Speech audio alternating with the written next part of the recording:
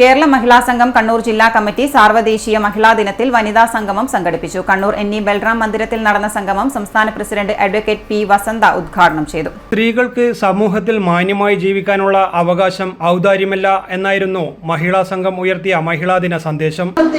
അങ്ങേരി പോരാട്ടം നടത്തിയത് ലേഖനം എഴുതിക്കൊണ്ടോ സ്ത്രീകളെയൊക്കെ സംഘടിപ്പിച്ച് സെമിനാർ നടത്തിക്കൊണ്ടായിരുന്നില്ല.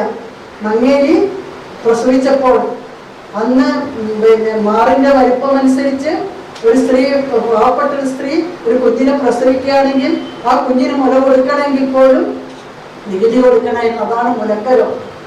ആ മുലക്കരം വേണമെന്ന് ആ സമൂഹം നിഷ്കർഷിച്ചിരുന്നു.